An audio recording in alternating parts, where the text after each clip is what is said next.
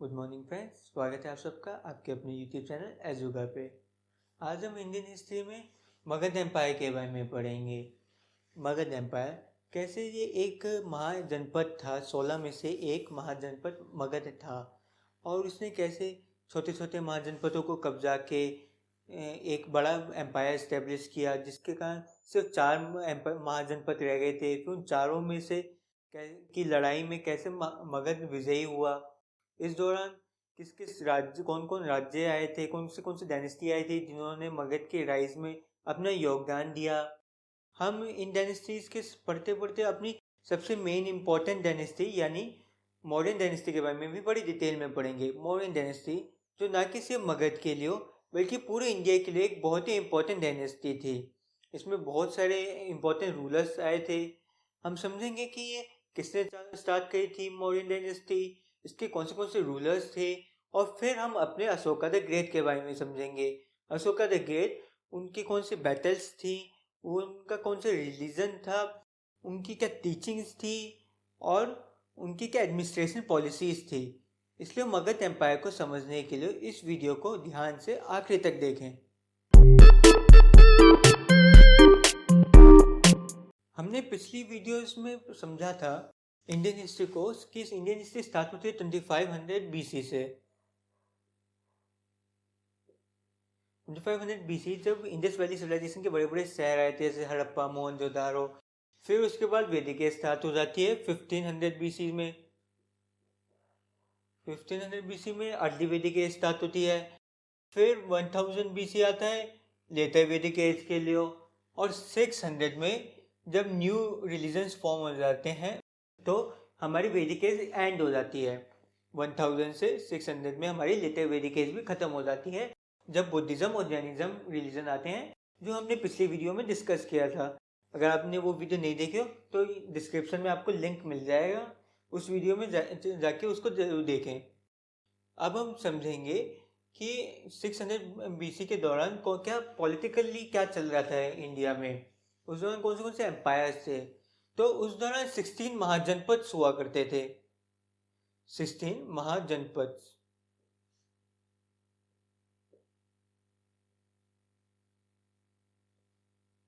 इसमें महा का मतलब हो गया महान, और जन का मतलब हो गया आम लोग या पॉपुलेशन, लोग, पीपल। पच का मतलब हो गया कदम, फुटफॉल, अर्थात जनपद का मतलब हो गया वो जगह जहाँ पे लोगों ने कदम रखा है। महा हो गया वो महान एम्पायर जहाँ पे लोगों ने कदम रखा है। पहले जनपद हुआ करते थे। जनपद कंसोलिडेट होके छोटे छोटे बड़े होते होते जब उन्हें आयरन और एग्रीकल्चर ग्रोथ हुई, उन्हें बिहार में आयरन मिला था, बिहार में बहुत सारा आयरन है। जब उन्हें आयरन और एग्रीकल्चर ग्रोथ हुई तो वो महाजनपद बन गए। ऐसे पूरे भारत में 16 महाजनपद थे। यहाँ पे हम जब भारत की बात करते हैं तो प्रेजेंट डे इंडिया की बात नहीं करते, हम इंडियन सब कॉन्टिनेंट की बात करते हैं, जिसमें हमारा पाकिस्तान, बांग्लादेश, नेपाल, भूटान और अफगानिस्तान भी आता है। थोड़ा बहुत अफगानिस्तान के पार्ट्स भी आते हैं। इन सब इस एरिया में इंडियन सब कॉन्टिनेंट में 16 महाजनपद बन गए थे। अब इन महाजनपद के नाम और उनकी कैपिटल आपको अपनी स्क्रीन पे मिल गई होगी। मैं चाहूँगा कि आप इसका एक बार स्क्रीनशॉट ले लें। मैं सामने से हट जाता हूँ ताकि आप इसका स्क्रीनशॉट ले लें, क्योंकि ये महाजनपद से बहुत ही इंपॉर्टेंस है एग्जाम पॉइंट ऑफ व्यू के कारण। अक्सर महाजनपद और उनकी कैपिटल के बारे में पूछ लिया जाता है। अब मैं कुछ इंपॉर्टेंट महाजनपद के बारे में कहूँगा। 16 तो वैसे तो आपको 16 के 16 याद करने हैं, पर 9 महाजनपद आपको क्लियरली अच्छे से याद करने हैं। उन 9 महाजनपद के बारे में मैं आपको बता देता हूँ।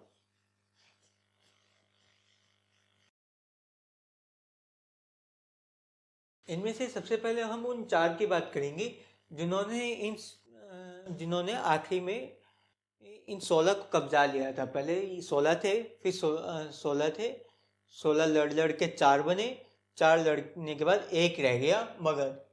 हम पहले इन 4 की बात करते हैं और फिर इन 16 में से कुछ और इम्पोर्टेंस की बात करते हैं। ये 4 थे, पहले तो अपना मगध,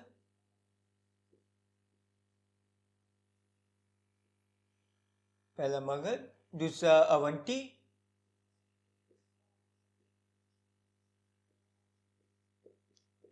तीसरा कोसाला,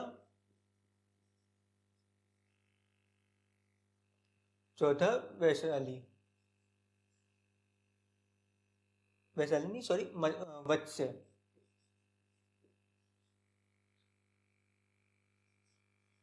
ये तो हो गए हमारे चार इंपॉर्टेंट महाजनपद। इनकी कैपिटल कौन सी थी? मगध, जिसकी कैपिटल थी पाटलिपुत्र या फिर राजगीर।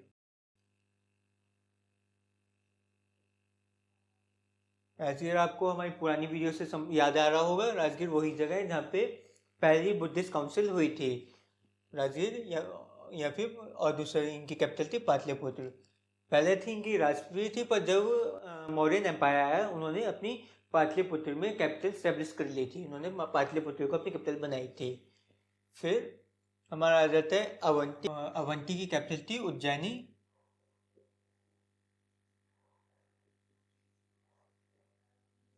कौशल्या की एक कैपिटल थी हमारी अयोध्या। अयोध्या, ये प्रेजेंट डे अयोध्या की बात हो रही है। उस समय ये उसी रीजन में पड़ता था हमारा कौशल्या, और इसकी कैपिटल थी अयोध्या।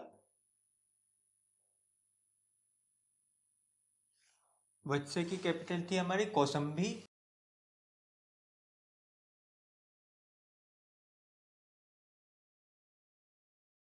कौसंबी। ये तो हो गए हमारे चार इंपॉर्टेंट महाजनपद जिन्होंने आखिरी में बैटल्स में विजयी हो गए थे। उसके बाद कुछ और भी इंपॉर्टेंट महाजनपद है जिनके बारे में आपने पहले भी कई बार सुना होगा। आपने पुरानी कहानियों में और एपिक्स में जरूर इनके बारे में सुना होगा, इसलिए इन्हें याद करना भी बहुत आसान है। जिसमें से सबसे प्रमुख है कुरु। ये कुरु वही कुरु है जो हम महाभारत में डिस्कस करते हैं, अर्थात पांडव और कौरव जिस क्लैन से बिलोंग करते थे उसका नाम कुरु था। और कुरु की कैपिटल हस्तिनापुर या फिर इंद्रप्रस्थ थी।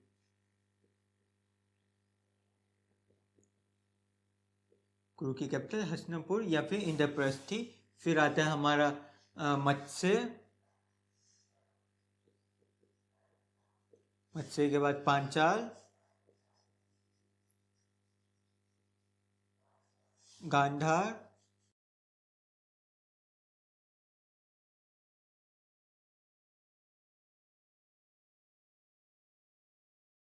हमारा आ गया मत्स्य, गांधार, फिर अंग।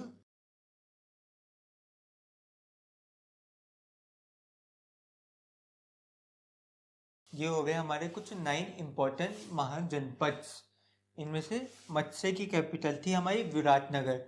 आपने महाभारत में सुना होगा, विराटनगर में जो पांडव जो भाग गए थे, पांडव जो उन्होंने अज्ञातवास लिया था, तो अज्ञातवास में वो विराटनगर में ही छुपने गए थे।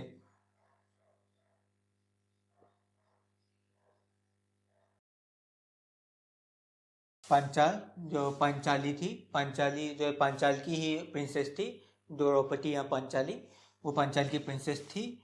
और गांधार जिसकी कैपिटल तक्षशिला है। तक्षशिला ये वही है, गांधार वही जो मामा शकुनी जिसके राजा थे वहाँ के। अंग, ये कर्ण जहाँ का राजा था, जो उसको राजा बनाया गया था दुर्योधन के द्वारा, वह अंग प्रदेश था। और इसकी कैपिटल थी चंपा। चंपा एक रिवर का भी नाम है जो इसके बॉर्डरिंग करती है। इसके बॉर्डर्स उस समय अंग राज्य के बॉर्डर चंपा से डिसाइड हुए थे, तो इसलिए इसकी उधर एक सिटी भी बनाई थी, उसका नाम था चंपा, जो इसकी कैपिटल थी। चंपा एक रिवर का भी नाम है वहाँ पे। ये बंगाल का एरिया पड़ता है अंग का, और वहाँ पे चंपा इसकी कैपिटल थी। इसके अलावा कुछ और भी हैं महाजनपद, जैसे खम्बोज, जो है प्रेजेंट डे के अफगानिस्तान या फिर पीओके में पड़ता है। पर ये 9 इंपॉर्टेंट महाजनपद, और इन सभी की कैपिटलों को आपको अच्छे से याद करना है, एग्जाम पॉइंट ऑफ व्यू से बहुत ही ज़्यादा इम्पोर्टेंट है। अब हम 600 BC के बाद क्या हुआ इंडियन सोसाइटी में, उसके बाद जो 16 महाजनपद थे वो आराम से मज़े में अपनी जीवन बिता रहे थे। तो सबके पास अपना राज्य था, पैसा था, धन था, सब मज़े कर रहे थे, जब तक हरियंका डायनेस्टी नहीं आई मगध में।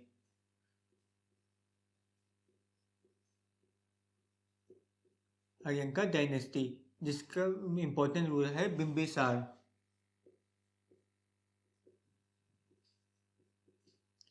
इस बिंबिसार ने ही सारा इक्वेशन बिगाड़ दी 16 महाजनपद की। इसका एम सिर्फ अपने राज्य को पे रूल करना नहीं था, बल्कि मगध की एक्सपेंशन था इसका मेन मकसद। ये चाहता था कि किसी साम दाम दंड भेद किसी भी तरीके से पूरे 16 महाजनपद को मगध के अंदर लाया जाए। इसके लिए इसने सबसे पहले तो मैरिटल इसने सबसे पहले अंग राज्य को कब्जाया अपने अंदर। इसने इसने अंग जिसको हम जानते हैं कि जिसकी चंपा कैपिटल है, और अंगराज यानी कर्ण जिसके पुराने समय में राजा हुआ करते थे। महाभारत के समय में अंगराज उसके राजा थे। उस अंग को बिंबिसार ने कब्जा लिया, उस पर मिलिट्री कॉन्कर कर लिया, और उसने दो मैरिजेस भी करी दो राज्यों की प्रिंसेस को। उस समय क्या होता था, जो छोटे राज्य होते थे वो बड़े राजा से अपनी प्रिंसेस को शादी करवा देते थे और स्वाधीनता स्वीकार कर लेते थे, उसके अंडर आ जाते थे, उसके कंट्रोल में आ जाते थे, उसके दरबार में हाजिर लगाते थे वहाँ के राजा। जो दो इसने शादी करी थी वो थी, एक तो वैशाली राज्य जो इसके बारे में पढ़ा था 16 जनपद में, वैशाली के साथ शादी करी थी इसने, और कौशाला से। इन दोनों की प्रिंसेस से शादी करके इन्हें अपने अंडर कंट्रोल में ले आया था। अभी इसने कंट्रोल में लाया था, पूरी तरीके से इसने कॉन्कर नहीं किया था, बस इनके राजा इसकी कोर्ट में आके हाजिर लगाते थे। इसलिए इसने सामदान दंड भेद करके इसके मगध एम्पायर की एक्सपेंशन करी। फिर इसका बेटा आया अजित्य शत्रु।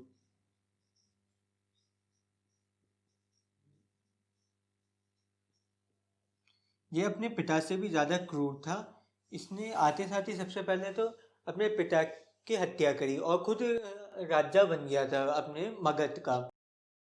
अपने पिता की बिंबिसार की हत्या करने के बाद वैशाली और कौशल्य मगध एम्पायर के खिलाफ हो गए थे, इसलिए अजित्य शत्रु ने इन दोनों को भी खत्म कर दिया। इन दोनों को भी मिलिट्री कॉन्कर में हरा के अपने मगध एम्पायर के अंदर ले आया। इसी आदित्य शत्रु अब तक इन तीन दौरान जो कैपिटल थी मगध की वो थी राजगीर। अभी तक मगध की कैपिटल राजगीर थी, क्योंकि पाटलिपुत्र नामक कैपिटल आदित्य शत्रु के बेटे ने, आदित्य के शत्रु का बेटा था उसने पाटलिपुत्र बनाया था। पाटलिपुत्र सिटी, या फिर जिसको आज हम प्रेजेंट डे में पटना कहते हैं, वो आदित्य शत्रु के पुत्र ने खोजी थी और उसको कैपिटल बनाया था पाटलिपुत्र।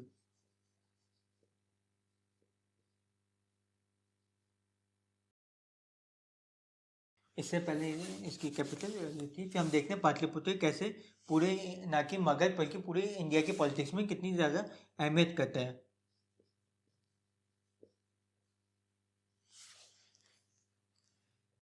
ये दो मेन इंपॉर्टेंट रूलर थे हड़प्पा डायनेस्टी के। इसके बाद शिशुनागा डायनेस्टी स्टार्ट हो जाती है।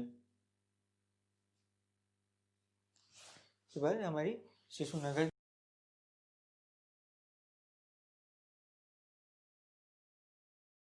शिशुनागा डायनेस्टी, जिसको स्टार्ट करने वाला भी फाउंडर भी शिशुनागा ही था। शिशुनागा भी एक बहुत ही ज़्यादा मिलिट्री कॉन्कर करने वाला रूलर था। इसने बाकी जैसे हमने पढ़ा था कि 16 महाजनपद के बाद सिर्फ 4 महाजनपद बच गए थे, जिनमें से एक था मगध,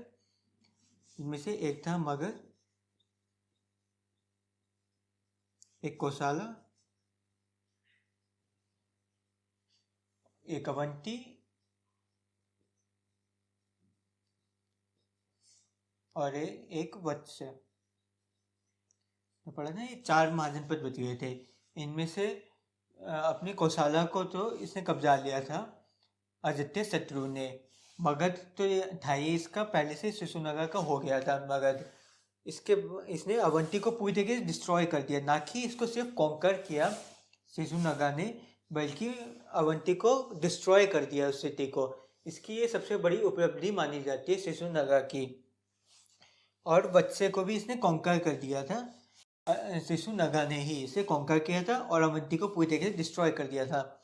कई बार ये क्वेश्चन आ जाता है कि अब शिशुनागा ने कौन सी सिटी को डिस्ट्रॉय किया था, तो कौन से राज्य को डिस्ट्रॉय किया था, उसका आंसर होता है अवंती।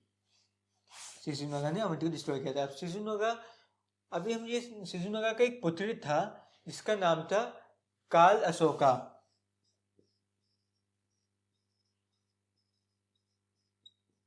उस दौरान हम देखते हैं कि मगध एम्पायर में बुद्धिज्म का बहुत ही ज़्यादा इन्फ्लुएंस था। जितने भी ये रूलर हैं, चाहे हरंकर डायनेस्टी के हो गए या शिशुनगर डायनेस्टी के, ये सब बुद्धिस्ट थे। जिनमें से अजंता शत्रु ने तो सबसे पहली काउंसिल करी थी, बुद्धिस्ट काउंसिल सबसे पहली अजंता शत्रु ने करी थी, और काल अशोका ने दूसरी बुद्धिस्ट काउंसिल भी करी थी। हमने पिछली अपनी वीडियो में जैनिज्म और बुद्धिज्म वाली वीडियो में भी समझा था कि कैसे 4 काउंसिल हुई थी बुद्धिज्म की, जिनमें से सबसे पहले काउंसिल करी थी अपने अजंता शत्रु ने, दूसरी करी थी काल अशोका ने।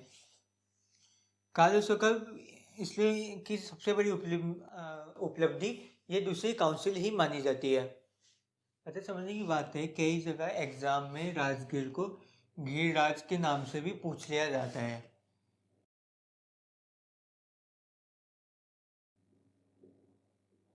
राजगीर जो इनकी पहली जो मगध की पहली कैपिटल थी, पुरानी कैपिटल थी राजगीर, उसको कई बार गिरिराज के नाम से भी जाना जाता है। गिरिराज के नाम से क्यों जाना जाता है? गिरिराज क्योंकि ये जो राजगीर फोर्टिफाइड सिटी थी, चारों तरफ से घिरी हुई थी बड़ी बड़ी दीवारों से, इसलिए इसको गिरिराज भी कहते हैं राजगीर को। पर जब अजित शत्रु के पुत्र ने पाटलिपुत्रा की खोज करी थी या फिर उस सिटी को बसाया था, कैपिटल सिटी को, तो जब से पाटलिपुत्र ही मगध की न्यू कैपिटल बन गई थी।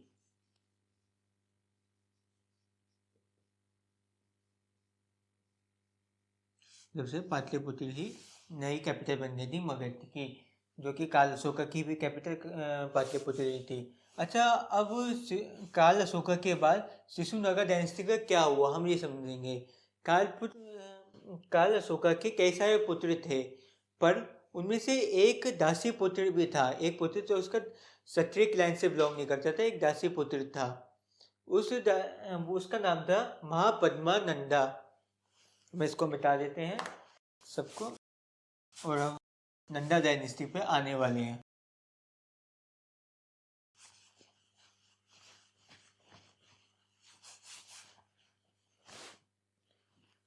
काल अशोका का पुत्र था महापद्मानंदा।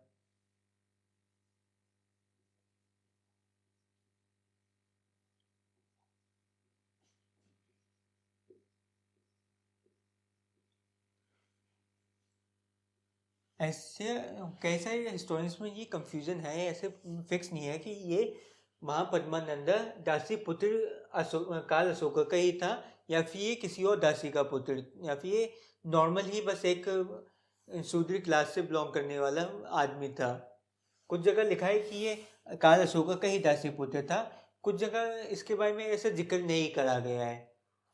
पर ये एक नाई था, बाल काटने वाला था, और इसने काल अशोका को मार के काल अशोका की हत्या करके खुद तख्त पे बैठ दिया था। इसलिए महापद्मानंदा पहला एक नॉन क्षत्रिय राजा बना हमारे मगध का, या फिर इंडिया का।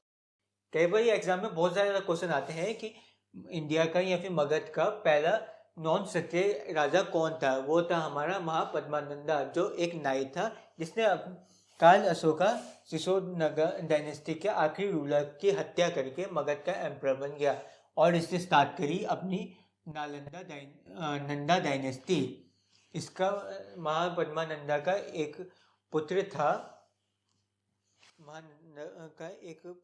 पुत्र था, जिसका नाम था धनानंद।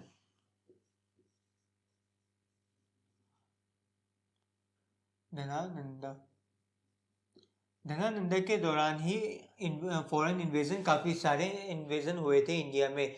जैसे अलेक्जेंडर भी धनानंद के दौरान आया था। धनानंद ने कई बार अलेक्जेंडर उसके जनरल से लड़ाई भी करी थी, उन्हें रोक के भी रखा था, पर धनानंद को इतना अच्छा रूलर नहीं माना जाता है इंडिया का।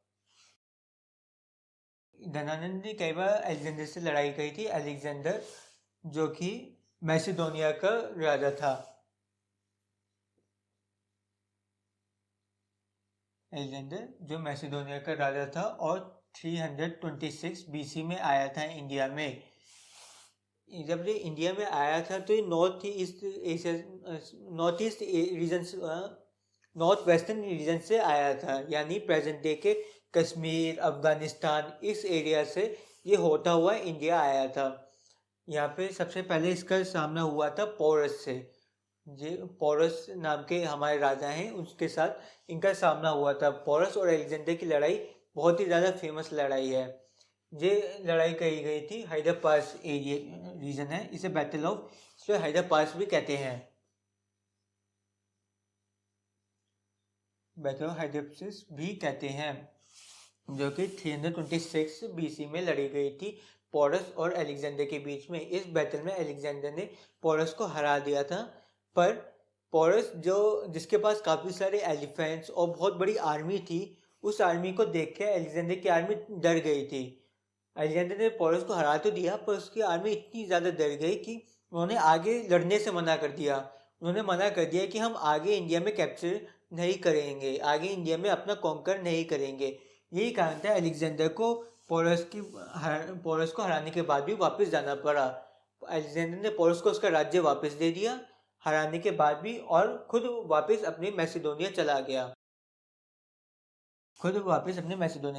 पोरस को अपना राज्य देके, पर अलेक्जेंडर के अभी भी जनरल्स रह गए थे कुछ एरिया में इंडिया के। ये जो तक्षशिला का एरिया है, उस तक्षशिला यानी कि गांधार का एरिया, गांधार अफगानिस्तान के कुछ एरियाज में अभी भी इसके जनरल्स अपने छोड़ गया था, जिन्होंने आगे जाके लड़ाई भी लड़ी थी और उन्हें चंद्रगुप्त मौर्य ने हराया था।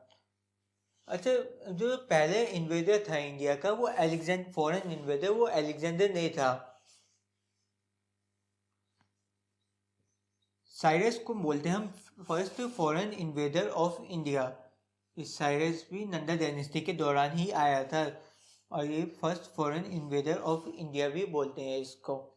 अब हम समझेंगे कि कैसे नंदा डायनेस्टी का अंत हुआ और मौर्यन डायनेस्टी को अपनी जगह मिली। इस धनानंद के दरबार में ही, या फिर धनानंद के राज्य में, एक महान व्यक्ति था, एक बहुत ही चतुर, बहुत ही विद्वान पंडित था, जिसका नाम था कौटिल्य, या फिर जिसको हम आज की डेट में चाणक्य के नाम से भी जानते हैं।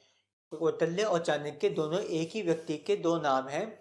और चाणक्य को समझ में आ गया था कि अब धनानंद और नंदा डायनेस्टी बहुत ही ज़्यादा वीक हो गई है, फॉरेन इन्वेजन होने स्टार्ट हो गए हैं अलेक्जेंडर और साइरस जैसे बड़े बड़े इन्वेडर के द्वारा, और पूरे इंडिया को एक यूनाइट करके इन इन्वेडर्स का सामना करना है। इसलिए उसने एक नई डायनेस्टी, एक नए एम्पायर का स्टार्ट किया, मौर्यन डायनेस्टी।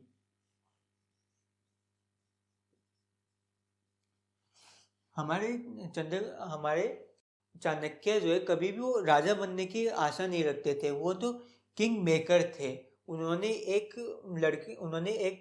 यंग बॉय को ढूंढा, चंद्रगुप्त मौर्य को, उसको बचपन से ही ट्रेन किया एक राजा बनने के लिए।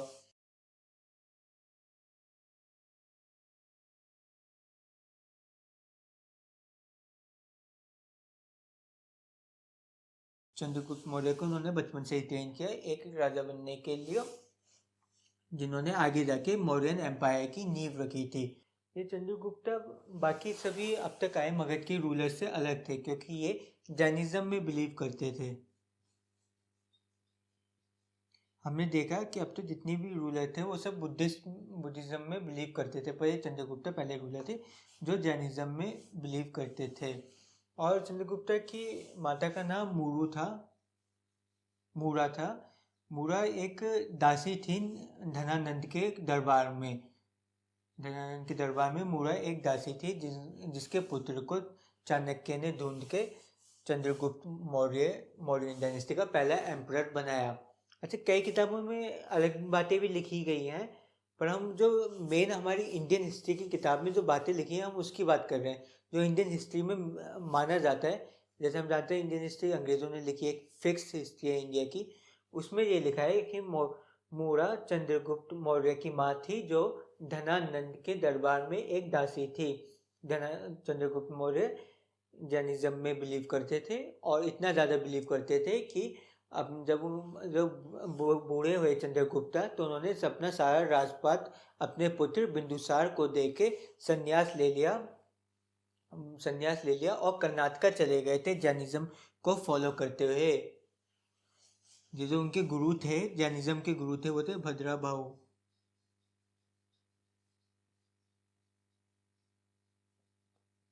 भद्रभाऊ नाम के एक जैन गुरु थे। उनके साथ ये कर्नाटका चले गए संन्यास लेके, और वहाँ पे इन्होंने खुद को अनशन पे बैठ के, मतलब उन्होंने कुछ भी खाना छोड़ दिया। कुछ सालों बाद जब इन्होंने अपनी इच्छा मृत्यु ले ली थी चंद्रगुप्त ने रिटायरमेंट के बाद। जैनिज्म में ऐसा होता है कि अक्सर जैनिज्म में ये बोला गया है कि तुम अपनी मृत्यु खुद डिसाइड कर सकते हो। खाना पीना छोड़ के, समाधि लेके तुम अपनी मृत्यु को डिसाइड कर लो। ऐसे ही चंद्रगुप्त ने भी बाद में जाके रिटायरमेंट कर अपनी मृत्यु को डिसाइड कर ली थी। और चंद्रगुप्त की जो मेन अचीवमेंट मानी जाती है कि इन्होंने भारत को, जैसे आपको मैप दिख रहा होगा, कैसे चंद्रगुप्त ने इतने बड़े एरिया के, इंडिया के इतने बड़े एरिया पे अपना रूल स्टेब्लिश कर दिया था। अब तक किसी भी रूलर ने इतना बड़ा एरिया कब्जाया नहीं था। और जो अब हमने जैसे पढ़ा था, एलेक्जेंडर चला तो गया था पर अपने जनरल छोड़ गया था। उस जनरल का नाम था Seleucus, Seleucus Nicator, Seleucus Nicator, जो अलेक्जेंडर का जनरल था। इसको चंद्रगुप्त ने हराया, और हराने के बाद इसकी पुत्री से विवाह कर लिया था, हेलिना जिनका नाम था। हेलिना से चंद्रगुप्त का विवाह हुआ, और मौर्यन एम्पायर और ग्रीस के इस जनरल के बीच में दोस्ती हो गई थी। बाद में जाके सेल्यूकस ने अपना एक मैसेंजर या फिर एक एम्बेसडर भी भेजा था चंद्रगुप्त के दरबार में, जिसके बाद जो बहुत ही इम्पोर्टेंट हिस्टोरियंस भी है, जिसका नाम है मेगास्थीसिस, जिसने काफ़ी सारी रिकॉर्ड्स भी लिखी थी इसके दरबार में रह के। इनमें से सबसे इम्पोर्टेंट बुक है इंडिका। मेगास्थीसिस ने ही लिखी है इंडिका। मेगास्थीसिस ने लिखी है इंडिका, जिसमें मौर्यन एम्पायर और इंडिया का पूरा वर्णन किया गया है, उसके जोग्राफिकल लोकेशंस के बारे में, और इंडिया के कल्चर, पीपल कैसे रहते हैं, कॉमन पीपल के बारे में। ये बहुत ही ज़्यादा डिटेल वर्णन किया गया है मेगास्थीसिस के द्वारा इंडिका बुक में। Indica book exam point of view से बहुत इंपॉर्टेंट है। कई बार ये क्वेश्चन आ चुके हैं अलग अलग एग्जाम्स में कि इंडिका बुक किसने लिखी थी। मेगास्थीसिस ने, जो कि एक एम्बेसडर था, ग्रीक एम्बेसडर था चंद्रगुप्त मौर्य के दरबार में। अच्छा, जब चंद्रगुप्त मौर्य के बाद आए बिंदुसार, चंद्रगुप्त के बेटे बिंदुसार।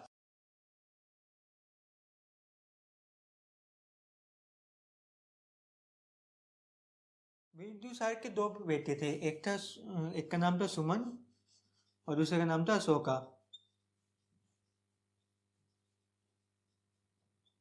बिंदुसार ने सुमन को तो बना दिया था viceroy of Ujjain, of Takshashila, Suman को बनाया था तक्षशिला का, और अशोक को बनाया था उज्जैन का वाइसरॉय। जैसे उस समय तक्षशिला को गेटवे ऑफ इंडिया भी कहा जाता था। तक्षशिला जो पहले जो है गांधार में थी, गांधार आज प्रेजेंट डे के पाकिस्तान में है, उस तरह थी ये तक्षशिला। और उज्जैन जो है इंडिया में थी। जो भी इन्वेडर आते थे, जितने भी फॉरेन इन्वेडर्स आते थे, वो सबको तक्षशिला से होके आना पड़ता था, इसलिए तक्षशिला को गेटवे ऑफ इंडिया भी कहा जाता था। उस दौरान इंडिया को एंटर करने के लिए तक्षशिला से ही आना पड़ता था। जब सुमैन को प्रॉब्लम हुई थी तक्षशिला को संभालने में, जब फॉरेन इन्वेजन ज़्यादा आ रहे थे, तो अशोका ने इसकी मदद भी करी थी तक्षशिला के इन्वेजन को रोकने में। और बिंदुसार जो है ये भी अपने पिता चंद्रगुप्त मौर्य की तरह जैनिज्म में ही बिलीव करता था, अपने पिता जैनिज्म में ही बिलीव करता था। और इसके दरबार में भी एक ग्रीक फिलोसफर, एक ग्रीक हिस्टोरियन था जिसका नाम, एक ग्रीक हिस्टोरियन जिसका नाम था डाइमचोस।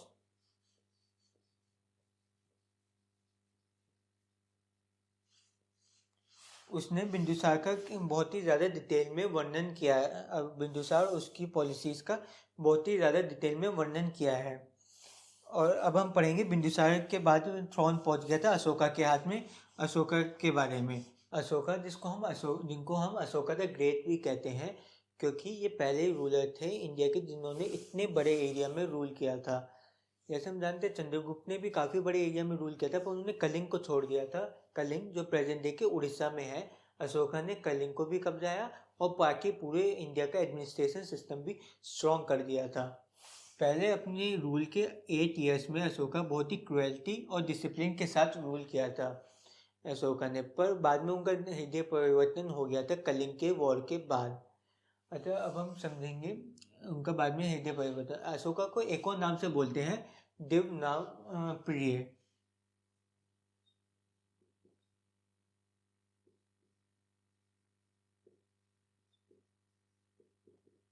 दिव्य नाम प्रिय है, इसका मतलब होता है डियर टू गॉड, कोई व्यक्ति जो भगवान के करीब हो उसे अशोका अशोका को इस नाम से भी बोलते हैं। जो अशोका हम पहली बार अक्सर सुनते हैं अशोका नाम, वो हम सुनते हैं एक माइनर रॉक पे, माइनर रॉक 1 पे अशोका नाम का पहली बार जिक्र होता है। अच्छा, माइनर रॉक है क्या? अशोका ने पूरे भारत में, पूरे इंडियन सब कॉन्टिनेंट में जगह जगह माइनर रॉक में और मेजर रॉक बनाए थे। ये बड़े बड़े पत्थर या फिर छोटे पत्थर जिन पे ये अपने ऑर्डर और अपनी हिस्ट्री, अपने कल्चर के बारे में इंस्क्रिप्ट करता है, खोद के लिखता है। ये जितनी भी इंस्क्रिप्शंस हैं minor rocks and major rocks के बारे में, ये जो है ब्राह्मणी स्क्रिप्ट में लिखी गई हैं। ये सब ब्राह्मणी स्क्रिप्ट में लिखी गई है। स्क्रिप्ट का नाम, स्क्रिप्ट मतलब जैसे कि हो गई हमारी ABCD, ये स्क्रिप्ट हो गई। कै ख ग, ये स्क्रिप्ट हो गई। और लैंग्वेज क्या हो गई? जैसे फ्रेंच, इंग्लिश, ये लैंग्वेज होती है।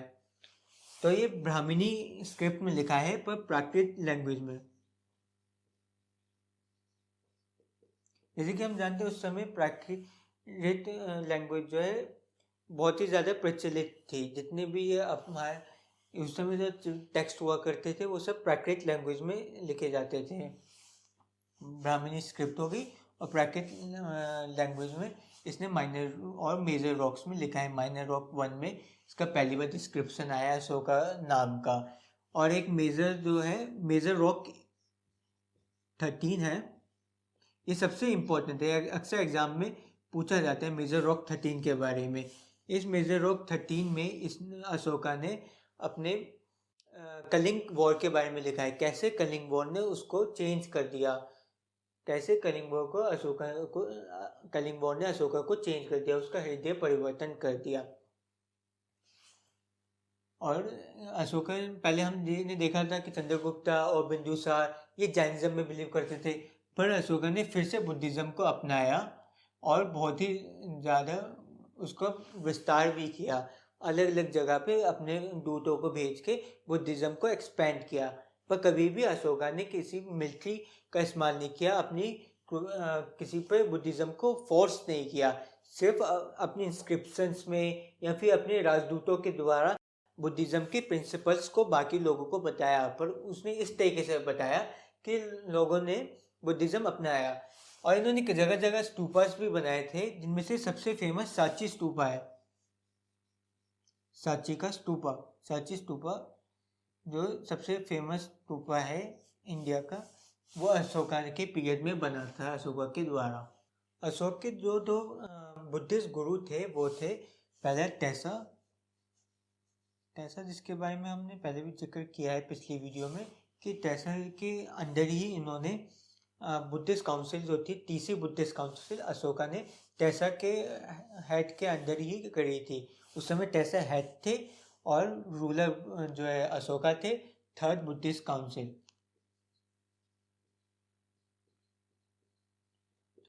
थर्ड बुद्धिस्ट काउंसिल करी थी उन्होंने टेसा के अंदर। और दूसरे थे उपगुप्ता, ये भी एक बुद्धिस्ट मॉन्क थे जिन्होंने अशोका को कन्वर्जन में मदद करी थी, अशोका को बुद्धिज्म में कन्वर्ट किया था। क्योंकि जैसे हम जानते हैं अशोका से पहले जितने भी रूलर थे मौर्यन डायनेस्टी के, वो सब तो जैनिज्म में थे, पर अशोका को उपगुप्ता ने बुद्धिज्म में कन्वर्ट कर दिया और टेसा के अंदर इन्होंने अपनी थर्ड काउंसिल करी थी।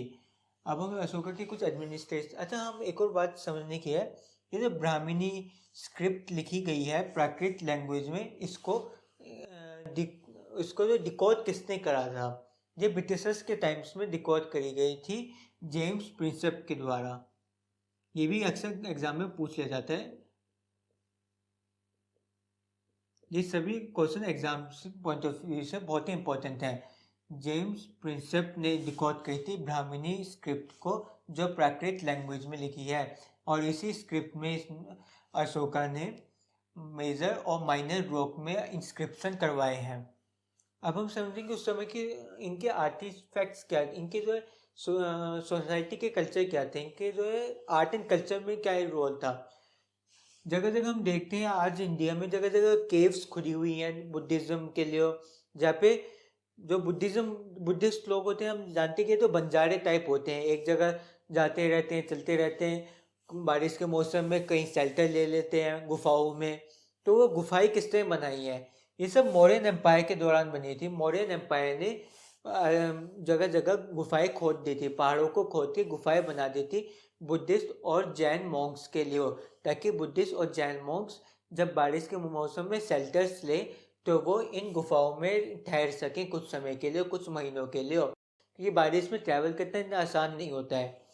ये सब गुफाएं खोदी गई थी मौर्यन एम्पायर के द्वारा। और जो हम रिग वेल देखते हैं, आपको इसकी फोटो मिल गई होगी, ये रिगवेल सिस्टम भी सबसे पहले अशोका के दौरान ही देखने को मिलते हैं।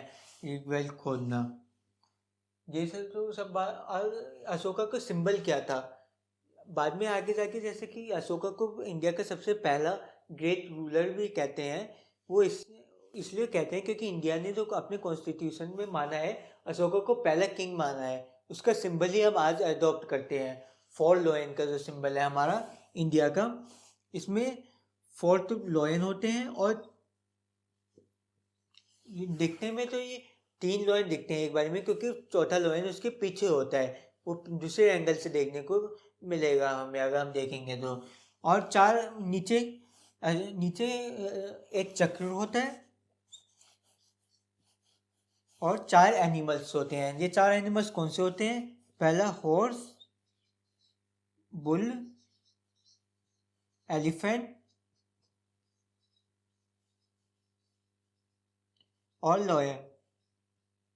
ये चारों एनिमल 4 डायरेक्शन को रिप्रेजेंट करते हैं, जैसे कि लॉयन रिप्रेजेंट करता है नॉर्थ को, एलिफेंट रिप्रेजेंट करता है साउथ को। ऐसे ये चारों एनिमल 4 डायरेक्शन को रिप्रेजेंट करते हैं।